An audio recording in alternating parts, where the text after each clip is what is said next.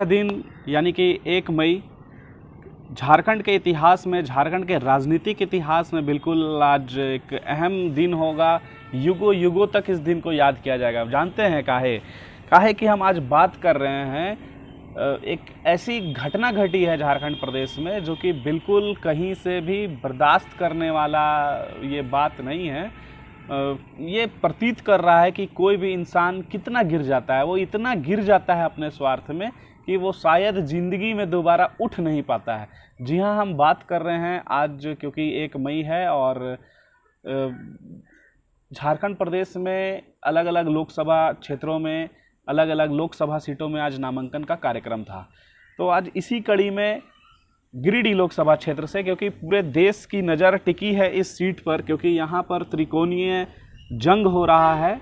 जी हाँ, एक तरफ एनडीए की तरफ से यानी कि भाजपा प्रत्याशी हैं, तो दूसरी तरफ से इंडिया गठबंधन से प्रत्याशी हैं, और तीसरी ओर से निर्दलीय प्रत्याशी, हम कह सकते हैं निर्दलीय प्रत्याशी जयराम महतो, जो बिल्कुल झारखंड की राजनीति को एक नई दिशा देने का काम कर रहे हैं। हालांकि कुछ लोगों की विचार उनसे नहीं मिलती है, क्योंकि हर लोगों का हर किसी से विचार नहीं मिल पाता है, तो क्योंकि इन्हीं सब बातों की वजह से वो राजनीतिक षड्यंत्र रचना प्रारंभ कर देते हैं। कहीं ना कहीं ये जो द्वेष की भावना है जो उनके अंदर में घात करके बैठा है, और वो इसी सब मंशा को पूरा करने के लिए राजनीतिक स्वार्थ के लिए कितना नीचे गिर सकते हैं, ये बिल्कुल अंदाज़ा भी नहीं लगाया जा सकता है। तो आज का घटना क्या घट गया कि जब जयराम महतो नॉमिनेशन करने के लिए जाते हैं, अपना नामांकन प्रपत्र दर्ज करने के लिए जाते हैं, तो उन्हें वहाँ पर एक 2-3 साल पुराना किसी केस में, किसी मुकदमा में उनकी गिरफ्तारी कर ली जाती है। अब सोचने वाली ये बात है कि क्या उनके विरोधी उन्हें गिरफ्तार करके प्रशासन का मदद लेकर के क्या जीत जाएंगे, या क्या वो और मजबूत हो गए?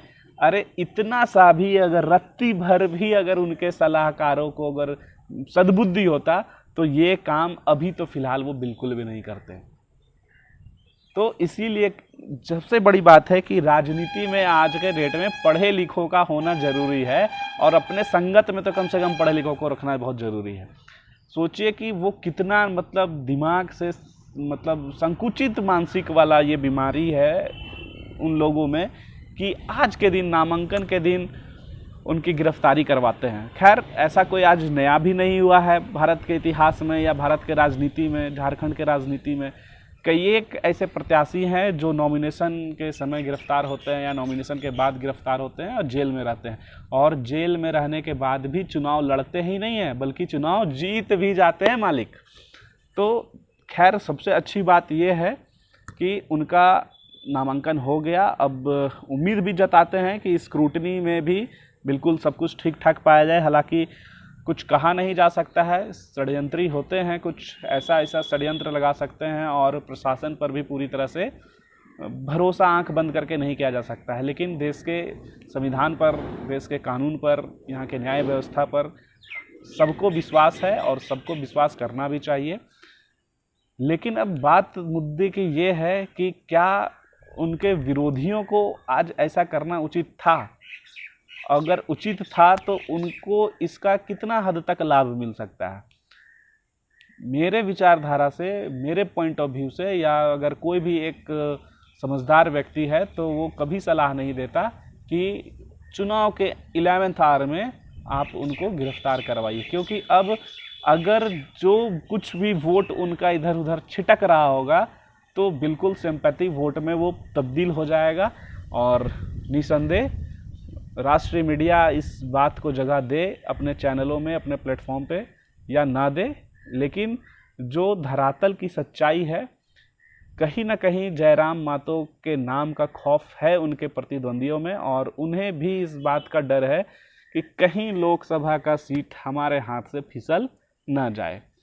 तो बस अब देखना है हम लोगों को कि पुलिस प्रशासन कितना दिन तक उनको अपने गिरफ्त में रख सकती है, क्या करता है। पुलिस डिटेन करके कुछ दिनों तक, कुछ घंटों तक रख सकता है, जेल हो जाता है। अगर जेल में भी रहेंगे तो निसंदेह जयराम महतो जेल से भी चुनाव लड़ेंगे। लोग क्षेत्र में जा कर के उनके लिए उनके विचारधाराओं को दिशा देंगे और वोटर मतलब बरसात कर देंगे। भाई इसको हल्के में नहीं लीजिए। जितने भी उनके विरोधी हैं, प्रतिद्वंदी हैं, आप लोगों ने जाने अनजाने में भाई आज बहुत गलत स्टेप ले लिया है और इसका खामियाजा आप लोगों को बहुत बुरी तरह से भुगतना पड़ेगा, ज़बरदस्त भुगतना पड़ेगा जिसे हम लोग कह सकते हैं। तो कहीं ना कहीं ये बहुत निंदनीय है और मेरे विचारधारा से मेरा भी ऐसा मानना है कि कहीं से भी उनको ऐसा करना उचित नहीं था और कहीं ना कहीं आप लोगों ने उन्हें एक लीड दे दिया, बहुत बड़े मार्जिन से वो निकल सकते हैं और निकल सकते हैं नहीं, निकल रहे हैं। हालांकि सब लोग तो ताल ठोकते ही हैं, लेकिन कुछ धरातल की सच्चाइयाँ भी होती हैं और उन सच्चाइयों से हमें कभी भी इनकार नहीं करना चाहिए। बाद बाकी आप सभी को इस पर्व का बहुत बहुत शुभकामना है और चाहे कुछ भी हो जाए अपना वोट करने के लिए उस दिन ज़रूर जाइएगा। और देश के लिए आज कहीं ना कहीं हम लोग कहते हैं ना कि लोकतंत्र खतरे में है। वाकई में आज ये सब जो हथकंडे को अपनाया जा रहा है, हथकंडों को अपनाया जा रहा है, ये सब चीज़ दिखाता है कि वाकई में आज लोकतंत्र खतरे में है। और आज आप मानो या ना मानो, युवा पीढ़ी आज कहीं ना कहीं देश को आज़ाद कराने की ये लड़ाई लड़ रही है। और ये आज़ादी है भ्रष्टाचार की, ये आज़ादी है बेरोजगारी से, ये आज़ादी है इन्हीं सारे हथकंडों की। तो नए युवा साथियों का इस राजनीतिक गलियारा में मैं स्वागत करता हूं और कुछ तो अच्छा होने वाला है।